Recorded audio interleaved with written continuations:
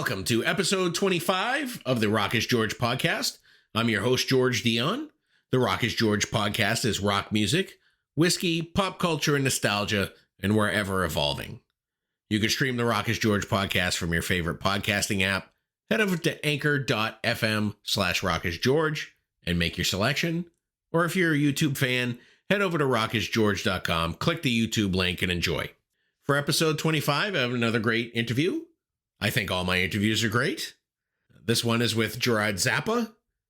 Gerard Zappa is the bassist for the late 80s, early 90s band Valentine. Valentine was made up of Gerard Zappa, vocalist Hugo Valenti, guitarist Adam Holland, keyboardist Craig Pullman, and drummer Neil Christopher. Here in 2021, they've just released a demo collection called Demos from the Attic. It's available through 20th Century Music and Vanity Music Group. It's a collection of songs that the band was working on before their 1989 debut. Fantastic album, by the way, their 1989 debut. I recommend checking it out on Spotify or Apple Music or anywhere that you could stream music. You can also head over to YouTube, check out their music videos from the late 80s. No Way is an excellent music video. It features pop culture icon Ali Sheedy of the Brat Pack, Short Circuit, St. Elmo's Fire. You remember all those things. Getting back to Valentine, they were led by a very talented vocalist, Hugo Valenti. His voice was a gift. He had tremendous talent. The only problem was he looked and sounded a lot like Steve Perry of Journey. And in 1989, it was about the time that Steve Perry was kicking off his solo career. So it became a hindrance for the band. But don't worry, everybody's got a happy ending. Adam Holland, Craig Pullman, and Gerard Zappa, they currently play for the Steve Augeri Band. If you don't know who Steve Augeri is, he was the first vocalist to replace Steve Perry in Journey. So Valentine has this weird Journey intersection between Hugo Valenti's vocals and looks and where the band is today. Kind of strange, but Gerard's going to clear it all up. In the early 90s, the band kind of did a big 180 because they were having problems with their label, problems with their A&R guy at the labels, so they changed their name to Open Skies. Another great album that you should check out on all streaming music sites. I don't want to give too much away of Valentine's history because Gerard gives a great recap of how the band started, the success of their 1989 album, the change up in music styles and band names, and where everybody is today. It's a great story with a couple of interesting twists and turns. So with that, here's Gerard Zappa of the band Valentine. Today we're talking about Valentine's release, Demos from the Attic, through 20th Century Music. It's a collection of demos from 1989 to 1982.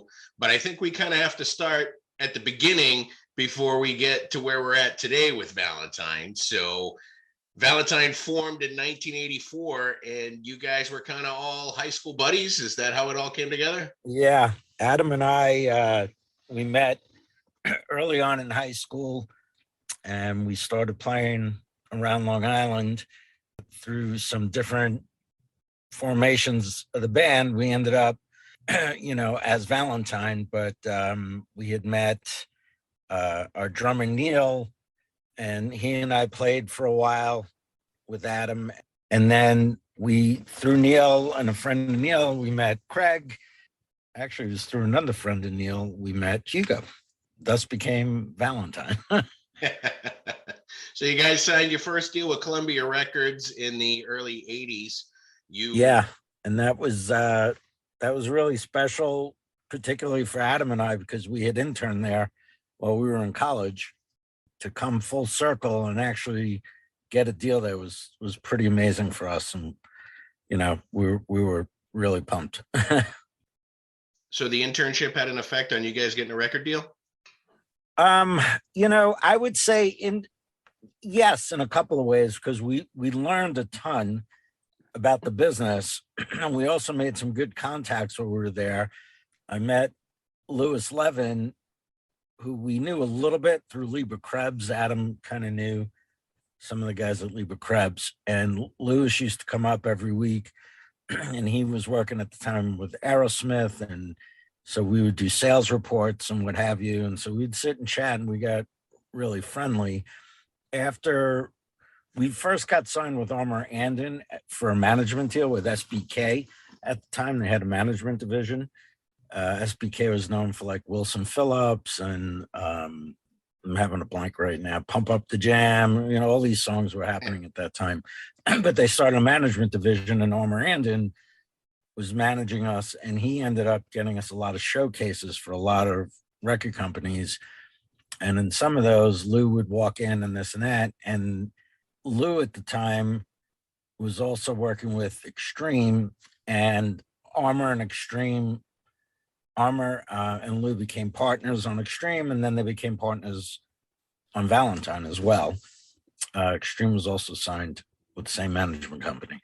And then we ended up doing a showcase for John Mervos that Lewis brought in, and then we got signed to Columbia. So, and it was ironic because Armour used to work at CBS also. So it all, as much as it seems like, well, it was all who you know, it's still a struggle, man. I don't know if you've listened to Adam's podcast, Band Forever. Not yet. I saw that he had one. Okay. You'll be shocked at how many guys had the exact same story in the music business.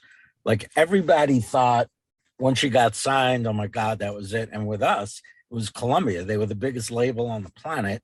We got signed right after Warrant, and we were about to go into the studio just as Warrant hit with Heaven, and we would have been out and album released right after that, and it would have been like a beautiful, get that Columbia machine going. And, I think with Hugo's voice and our songs, it would have went really far. And then there was some political changes at the label, and this seems to be a common thread for a lot of musicians like us that had been signed, got a certain amount of success, but didn't break through like a Bon Jovi did, or even a Warrant, or, and there's a lot of stories like that. So just to circle back, it's not just who it's talent first and foremost, but it's timing also. There's so much involved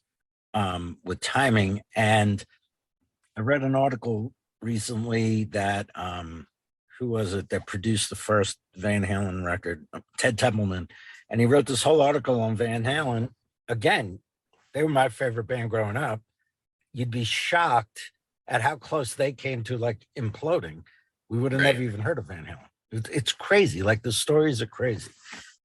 So you guys didn't actually release your record through Columbia. You got moved over to Giant Records in 1990 to release your self-titled debut. Was that good thing, or was that kind of a step back because it wasn't Columbia anymore? It was exactly what I was talking about. There was a change at the top. Donnie Ienner came in as the new president of the label, and he came from, like the Whitney Houston world. And at the time, Lewis, our manager, also managed Michael Bolton, who at the time was one of the biggest acts on the planet. And he was on Columbia, and Donnie, of course, loved him. That was right up his alley, and he was doing great. And it was out of respect of that relationship with Lewis that rather than just shelving our album, which a lot of bands in our era on Columbia that was it. They were never getting released or promoted. They allowed us to get out of the contract and bring it over to Giant, Warner Brothers, where our A&R guy, John Mervos, had gone. He left Columbia, went to Giant. So he wanted to bring us over there. And thank God, Lou and Donnie were able to come to an agreement. And so we brought the album there. We were excited because it was an Irving Azoff, company. It was his label under Warner Brothers.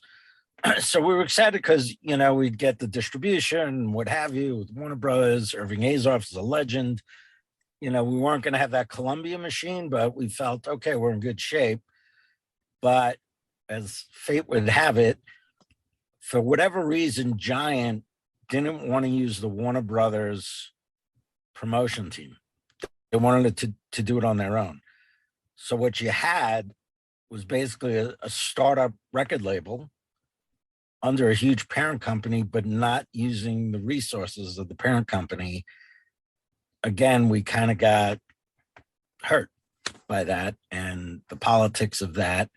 You know, instead of you having a radio promoter going, hey, you got to add this song from Valentine, I'll give you the next, you know, Madonna single that's coming out, or the next Van Halen single, you know, you can name whoever was on Warner's at the time. We just didn't have that juice because Giant didn't have those kinds of acts at that time. It was a new label. We had moderate success. You know, we were able to get a video done. We were able to, you know, we got some airplay on MTV. We sold records in Japan and Europe, not so much in the States, you know, very moderate exposure in the States. What we did get out of it was some exposure with Don't Tell Mom the Babysitter's Dead, that movie. That was a Giant soundtrack. So they were using Giant acts for that. So we were able to record a new song for that. And they took our first cut, Running on Luck Again. The upside of that is, you know, you're able to see your name at the end of a movie. To this day, it gets played on, you know, HBO, whatever. And we get, you know, small little royalty checks in the mail. I always have a kick with those because I would show my wife, I say, you see this check? Yeah. I go, now, if you multiplied that by like 7 zeros, this is like what Elton John gets every month type of thing. You know what I mean? I go, so believe me when I tell you, the music industry is a phenomenal way to make a living and get an annuity with publishing if you can break through and get a hit song. So that was interesting. And it was weird because we were accomplishing these goals the whole time, you know, i.e. getting a record deal, i.e., you know, working with a great producer. We worked with Neil Kernon on the first record, you know, getting on MTV, getting a song in a movie. At that time, we also wanted, we were traveling a lot and I always wanted a song on the airplane, you know, with the in-flight. And we ended up getting one of those, you know. So that was that era.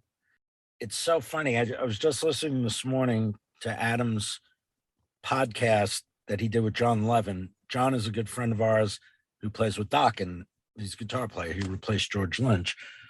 And I remember him because his story was also similar before the Dokken thing happened. And he said Nirvana. He said the day that first single came out for Nirvana, it was over for any kind of hair band or, you know, they're guitar players. They're like, anything we do was no good anymore. You can't even talk about guitar solos anymore. So we ran into that. That was happening. It was just starting. Because we weren't really getting promotion at Giant, we had a long talk with our management and they told us, you know, our option was coming up where the label could either pick up the option for the band or you get out of the contract. He said, if we just lay low, they're going to just let us out of the contract. I know it. And that was a scary decision for us. We'd already had 2 record deals, which, you know, it's a unicorn just to get a record deal. That was a scary time for us as a band. We decided to roll the dice. We let the deal run out and we literally started from scratch all over again. That is where a lot of these songs from Demos from the Attic came, because we went into a very heavy writing period.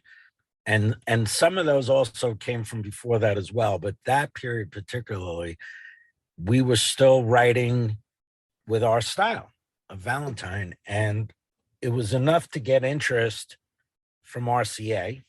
Richie Zito came into RCA Records with his own label deal. was going to be Zito Records, I think it was called at the time. I don't remember, but it was RCA. And more importantly, it was the head of A&R that was signing us. And the president of the label, Joe Galante at the time, also gave his blessing. And we joked around about it because our band, we always had Italians and Jews in the band. And we did a showcase for Richie Zito is Italian, Joe Galante is Italian, and oh God, now I'm having a mental block. But the head of A&R was Italian. We went into SIR Studios, set up this whole showcase, and we bought cannolis. So at the end of the showcase, we started handing out cannolis, and it was fun. We had a really good time. Richie really loved the band, but more importantly, we sat down. Oh, Rick Aliberti, that's who it was, the head of A&R. We said, Rick, you know, we have been beat up twice already by changes at the label and politics and all this bullshit. Do you promise you're not leaving the label? He's like, absolutely not. I'm not going anywhere. Blah, blah, blah. So we felt, first of all, we were grateful we were getting signed, but we were also really scared. Sure enough, we get signed. We start going into pre-production, and Rick Aliberti leaves the label. And who comes in? But I can't remember his name right now, but his claim to fame was he had signed the Indigo Girls. So this guy, to say he had an ear for the kind of music we were doing would be like, you know, he didn't. And it's not only that, but when you lose your A&R guy, so now we lost our A&R person 3 times. John Mervos twice, and now Rick Aliberti, the head of A&R. And when an A&R guy inherits a band, they're not passionate about it. You know, they didn't help nurture it, and you know, and your A&R guy is your cheerleader at the label, right? They're the ones that make sure marketing is involved and promotion's involved and picking the songs and getting the right producer, and you know, they're your lifeblood at a record label. This guy came in, and we got tortured for song choice. He basically hated everything we had except a handful of songs. So we went back into a major writing period, and we started working with outside writers, everyone from Ricky Byrd, who played with Joan Jett, to Randy Jackson from Zebra, to Glenn Burtnick. And it was actually a song we wrote with Glenn called Open Skies, which is how we got the name of the album. We were starting to get advice to possibly change the name of the band because the grunge thing was just starting to come, and they just felt the whole 80s hair band thing was passé. Even though I never felt we were like a hair band, I felt, you know, with Hugo and his talent, we were always at a different level because his vocals were just so superior to so many guys out there, other than Steve Perry.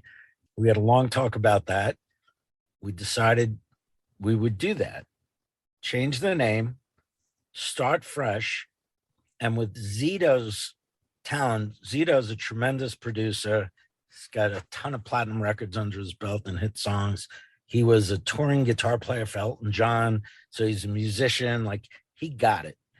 His vision and our vision where we wanted to go is basically to kind of mature almost, you know, and we really enjoyed the direction on almost the entire album. Like his ideas, you know, we got to work with an amazing engineer, Rob Jacobs, who at the time had mixed all the Don Henley records.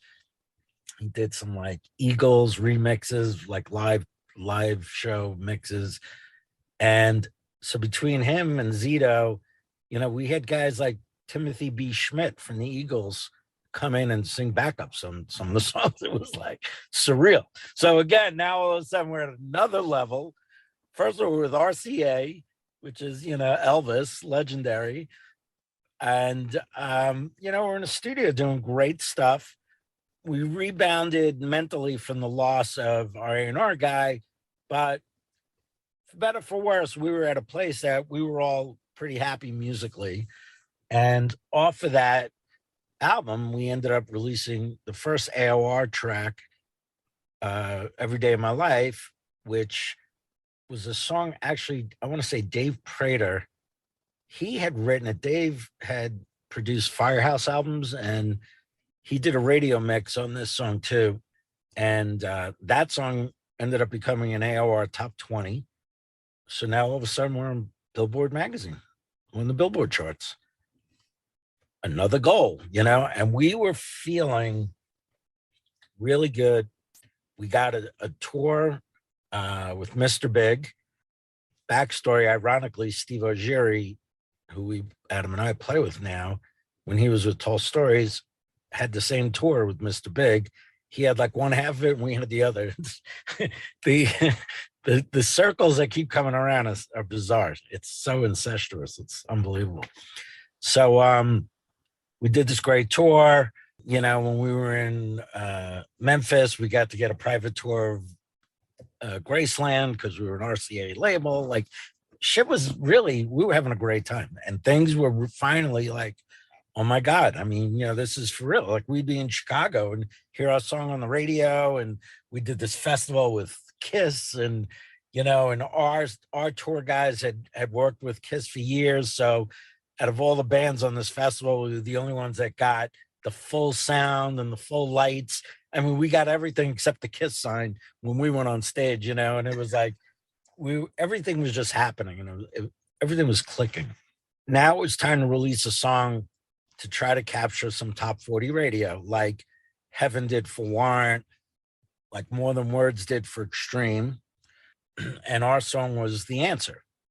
We released it and it started getting traction at radio stations and then at P1s, which are the big stations in the country. We were starting to get Midwest action and what have you. And then it was time, we went for Star 99 in Atlanta. And if they were to add the song, that would have been a catapult for then New York would have added, the song would have absolutely taken off if they had added it. And I was in my manager's office, Lewis, that day, and he had a call with the program director from Star 99. He put it on speaker. I'm in the office. And the guy goes, Lou, I can't add the song. And he's like, why? It's a great song. He goes, it's a great song. He goes, the guy sounds so much like Steve Perry. He goes, and I have Perry's single coming out again. Now, I don't remember at the time if this was the Street Talk record or he had another album he had put out. My heart just like sank. The reason was because Hugo is an anomaly. He's a freak of nature because not only does he have pipes like the greatest singer in rock and roll, I consider Steve Perry, but he looks like him. It's such a bizarre way. It's so bizarre. And his mannerisms are like, and I'll never forget when we first met Hugo, and I love Hugo. He's my dearest friend to this day. I remember Adam and I saying, man, I remember as our drummer goes, well, you're going to meet this guy, Hugo, but listen, don't be taken back. He kind of looks like Steve Perry. I'm like, what? I'm like, whatever. I couldn't even fathom that. And sure enough, Hugo walks up the day we meet him, and Adam and I are like, holy shit. And I'm like, dude, people have told you look like Perry, right? He's, yeah, man, I get that. Right? I go, well, listen, I don't know if that's a good thing. I mean, we're trying, are you willing to do whatever it takes, man? Like if you got to cut your hair or color it or, yeah, man, absolutely. Absolutely. Anyway, our whole career, Hugo's talent and voice brought us to this level. And then the similarity and appearance would knock us down a notch. Like our whole career would happen where it was like 2 steps forward, 1 step back. So it was a double-edged sword for us, truly. But we were always on the positive side of that. So, and that day with that phone call, that was a nail in the coffin. That was really, truly the only time that his vocal sound and hurt us. That was it. And it was a massive one, but so be it. I say for sure we would have the hit and everything. I mean, who knows? But it was just it was just so weird that that happened. That was it. And right around that time, like I was said, you know, the grunge had already taken over. And we as a band got really deflated. We at that point had been together as a unit for 10 years, struggling, writing, moving to LA, moving back, 3 record deals, and the emotional roller coaster of that. You have to understand when you're in a band, and we were a band. I mean, like it wasn't like a solo artist, like we all depended on each other. It's like having 4 wives because, first of all, you love each other, but your passion is the same. But all of a sudden, your entire career and finances are also dependent on each other and what's going to happen out of this. And to keep 4 wives together for 10 years through all those ups and downs, it was like, it's unbelievable. Listen, I love bands like you two that have been together since they were children and they never even thought of doing a solo record, but they've also had tremendous success financially and obviously. And if we had, I know for a fact we would still be together playing because we kind of are, even now. At that point, though, we had to take a breather. That was it for Valentine, for Open Skies. And we all kind of went our own way. I don't think any of us really were playing music for a few years. We were all friends still, you know. And I'm so sorry. I'm like just rambling. I don't know if you wanted to be asking questions. I'm just giving you our No, these are the best interviews. I ask one question and you answer every question. You got it easy. So an interesting thing happened. So we were all kind of doing regular jobs and whatever. And I was getting married. And I told the guys, I want to play it at my wedding. I want the band to play. They really couldn't say no because it was kind of like my wedding gift. You know what I mean? So, but I didn't have to bully them. Everyone was like, oh yeah, man. Okay, cool. That'd be great. So we hadn't played in at least 6 years. Had to be something like that. And I set up a rehearsal the night before because I wanted it to sound good. It was my wedding. And we had a blast that night, man. It was like my bachelor party. It was just the band rehearsal. It was the greatest thing. And it was magic, man. It was like holy shit. Like it was just magical, right? To be all back in the same room together. And we made it fun. I had some other friends join us. We jammed. So the wedding was a blast. Everyone said it was like a concert. It was so much fun. And that felt great. And all of a sudden, you know, everyone's kind of feeling itchy about music again. And Adam had started writing with some guys down in Nashville. After that, Craig joined a Heart tribute band. After that, Hugo put together a Journey tribute band. And that I ended up managing, called Evolution. He asked Adam to join. So now Adam's playing with Hugo. And I was managing that band, and Craig was playing in a Heart cover band. I was managing that band. Everyone's kind of having fun. We're all, you know, at least we would get to hang out now. We have a blast, and it was great. And then we get a call from a promoter in England for a festival called Firefest. And he said, man, we would love to have Valentine come and play this. You know, there's a lot of fans here that really want to see you guys. And we were like, so I asked the guys, I'm like, you guys want to do this? And they're like, wow, man, I was like, you know, it's a free trip to England and, you know, whatever. And everyone's like, yeah, man, fine, let's do it. So we go over. We had no idea really what to expect. And when we got on stage, you would have thought the fucking Beatles came out. It was so surreal. Mind you, we hadn't been in front of an audience like that in God knows how long, 10 years at least, more. And they were singing every word to every Valentine. We only played Valentine. We might have played some of the Open Sky stuff. But man, they were singing, and it was like, oh my God. It was like magic. And halfway through the show, Hugo goes, I think we need to do a new album. And the crowd goes bananas. And I look over, I'm standing near crack. I like, did he just say that on stage in public? He's like, yes. And I was like, all right. Anyway, we had a blast, man. We got off stage. We were like signing autographs for like 3 hours. And the best part is all our wives were there. They had never seen us really play as a band, like the true like Valentine show. And like they were like, they knew we were musicians and whatever.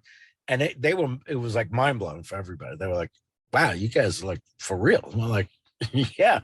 Well, and we had never got to tour Europe. So it was a big deal for us to do that show. So we end up going home and we record Soul Salvation, which some of the songs on Soul Salvation were also from that demo collection that would have been the second Valentine album. So we really wanted to kind of go back to the roots, the Valentine sound.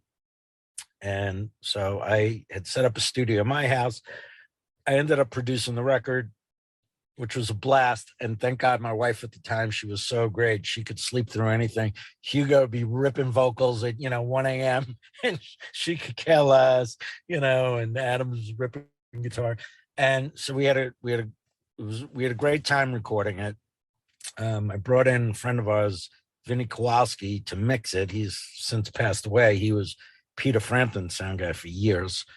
And we released the album ourselves, and the way we did it was at another Firefest festival. So we went back the year after, and that was kind of a bit of a record release and blah, blah, blah.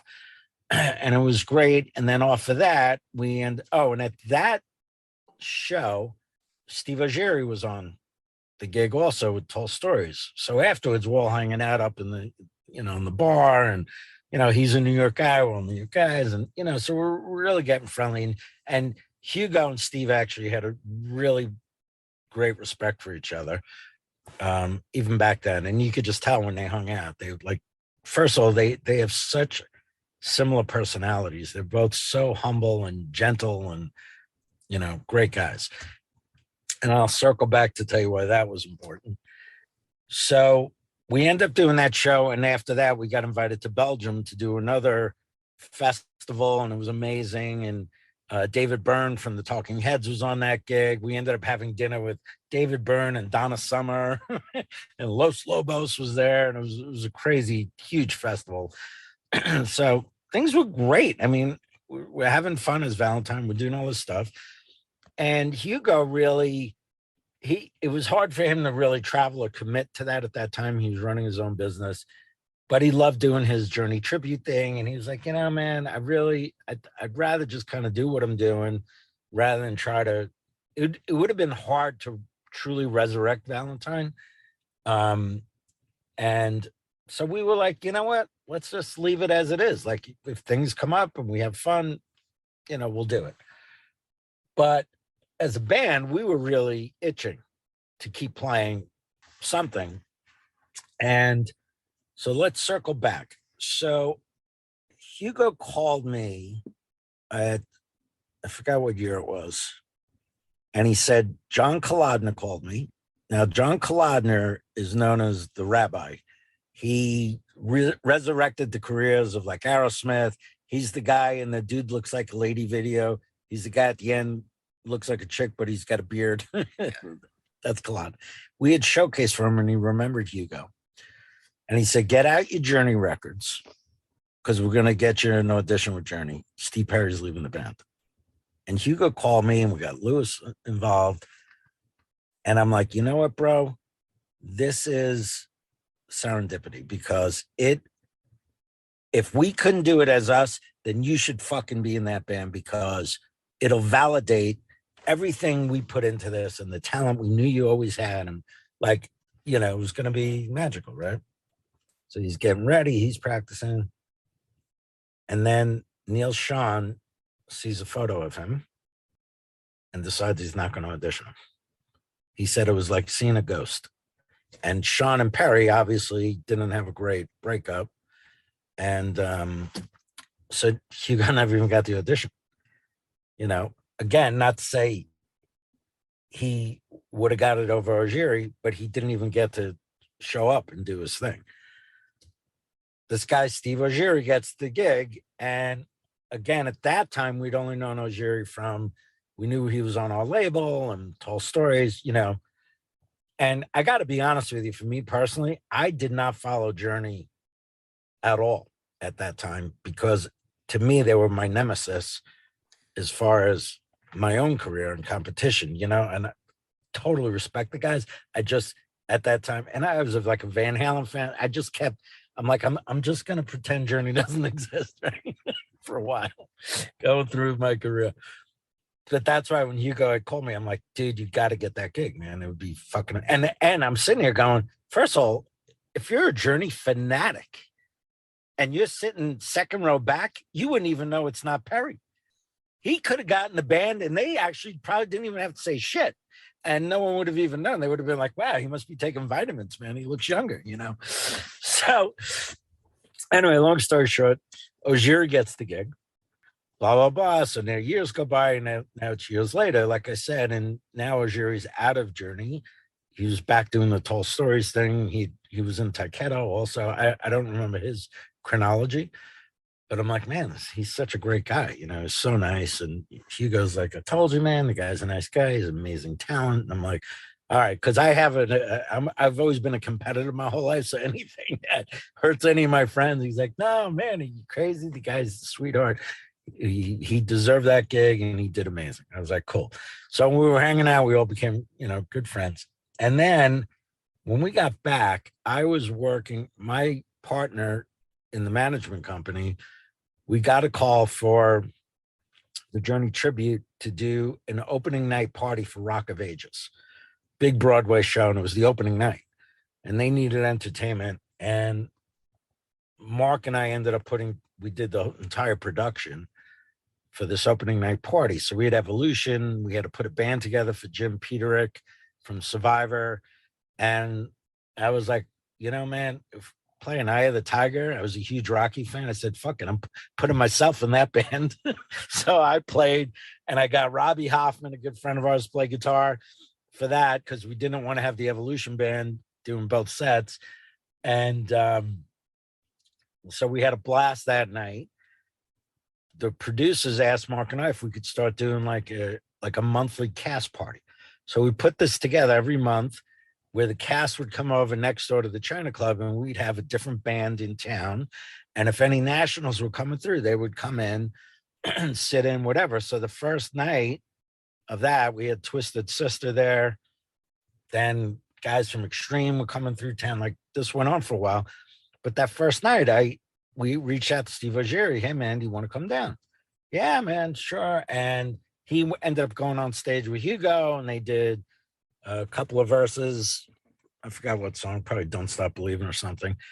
And afterwards, we're talking to Steve, like, man, what are you doing? He's like, man, I'm trying to get a band together.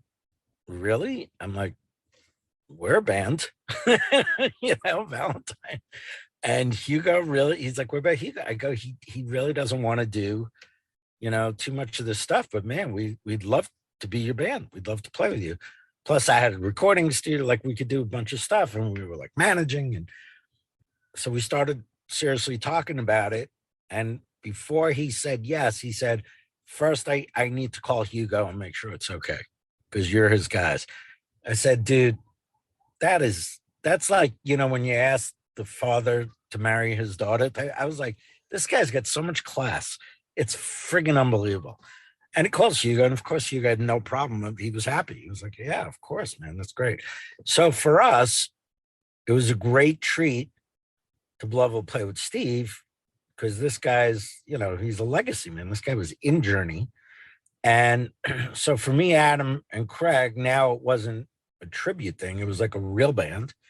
We were doing, new solo stuff with Steve. And Robbie, our good friend, ended up taking Adam's place in Evolution. He still plays with Hugo to this day. It's Voyage. And I am literally, what time is it now? 11 a.m. I'm supposed to meet Hugo for drinks tonight. I'm on Long Island. I haven't been here in a while. Craig may come out, and, so we're all still tremendous friends. And again, this journey incestuous thing just keeps going around and round. And this is why I can tell you wholeheartedly how much I respect Journey. For me personally, it was the first time having to learn Journey music, playing with Steve. And I got to tell you, the songwriting is so incredible. It's one thing, you listen to music, you're a fan, but when you dig into it and you're learning this and you're listening to the production and their ideas and their harmonies and that friggin' band deserves everything they've ever gotten and will still get. It tells me what a great, great talent Ojiri was, and the fucking Arrival album he did. To this day, a song will come on and I'll text him like, do you know how fucking good you sound on this song? He's like, thank you, man. He's so humble, man. And Hugo, to be able to have this talent that he does it, I call it vocal acrobatics, guys that can sing like that. And it's amazing at how humble they are about it. And they're soft-spoken. They're true gentlemen, I call them, like truly gentlemen, but gentle. I just get so much respect for these guys and what they do. Listen, man, we're out doing gigs now at our age, and Adam and I, like, some of these venues we do are better than we did back in the day. And we've done huge festivals with Steve. We've played with REO Speedwagon, the Guests Who, you name it. Like, it's been amazing. And Hugo's been doing unbelievable with his stuff. And we got a call from this guy from 20th Century Music saying, hey, do you guys happen to have any unreleased demos? We'd love to put it, do a release, a Valentine release of demos. Maybe. I'm like, let me call the guys. So I called Hugo, and everyone's like, all of us were like, as long as we don't have to record anything, no problem. You could take, we're not going back into the studio and doing that whole commitment again, right? We all dug into our vaults, literally, and we found a lot of these demos that for us sounded great. I mean, I listen to Live Nation, Hair Nation all the time on Sirius, and there are some songs, man, on these demos. I'm like, this shit sounds pretty cool, man. Like it's 80s rock. It's what the second Valentine record would have been. I went through everything and with the guys and said, I don't want to put anything on this album that's been released. So we had done obviously some made the records. We had done a bunch on Soul Salvation. Hugo had done a few over the years on his solo records. So we were careful to try to find songs that had never been out there. And that's how we got this collection together. I was able to find a guy in where I live now in Ohio to do some remastering on some of the stuff that I had on DAT. For all those that don't know, digital audio tape, those little mini cassettes. It was funny. I was listening to John Levin today. He's like, so I burned a CD for Don Doc and I listened to it, and I'm like, oh my God, like this shit doesn't even happen anymore. What's a CD, right? But so we did that, and these guys at 20th Century have been great. They did the whole packaging and they've got it out there. I know Adam's been doing a lot of podcasts like this to help promote the record. We think if you're a Valentine fan, you're going to really enjoy it. Adam is doing some tremendous guitar playing on these songs. Hugo is singing lights out, like crazy good. We wish the quality could be better, but it is what it is. They're demos, and from years ago, analog tape. It was, nothing was digital back then. We had a little reel-to-reel and 8-track. We're happy. We're proud of it. Anything we have our name on, we're proud of, and hopefully our fans dig it and respect the whole backstory and where all this came from, and all the trials and tribulations we've been through, and the full circle cosmic Journey connection. At the end of the day, I have to thank Neil Sean and Steve Perry for ever writing and stuff. It's still allowing a lot of us to gig and play and have fun, and I thank Steve every time when we're at shows for having such a great career that allows us to do these things we're doing today. We always express gratitude. It's the one thing we do. If you've ever been in a working environment with either Steve or Hugo, you will see how amazingly polite and kind and considerate they are to not only fans, but crew guys, like anyone around them. And we've always modeled ourselves that way as our band, Valentine. And with Steve now, we're representing him. So it's even more important. And he's just such a pleasure to work with. And all these guys are. And it's been a family love affair for many, many years. Adam and I, for me, Adam, it's been the longest since we were like 14. We're in our mid 50s now. So that tells you how long we've been together and playing. And, these guys, I call them my best friends. I mean, they still are. And this was the whole meaning also, I think, of Adam's podcast, Band Forever, because that's what it is. You're like, it's something in you. And if you've been lucky enough to have a band of brothers, it's an amazing thing. What are the chances of another Valentine show at like a festival in Europe? The chances of that, I think, would be great if it was the right situation. We got invited. Who knows? I mean, it could be something like whether it's just Valentine on a bill with some of these guys, or let's say it's a festival where Steve also got invited with, Tall Stories or something, and then we're all there, and then it could be another show's another day doing something with him also. We would love it. And I think Hugo would absolutely love to do it if it was the right thing. All right, man. That's all I got for you today, Gerard. The new album is Demos from the Attic. It sounds great even for demos, I think. And I really appreciate you taking the time to come on the Rock is George podcast. Love it, man. Thank you so much for having me, man. I want to once again thank Gerard Zappa for coming on the Rock is George podcast. Valentine doesn't really have an online presence at this time, but you can head over to Facebook and check out the Adam Holland fans page. Adam also has a great podcast on all streaming podcasting apps called Band Forever. You can also head over to Vanity Music Group to purchase their new album, Demos from the Attic. I want to thank Dave Tedder of Vanity Music Group for making this interview possible. Head over to vanitymusicgroup.bigcartel.com and check out their selection of great lost 80s and early 90s rock bands. You've been great. I've been George Dionne. I'll see you again soon.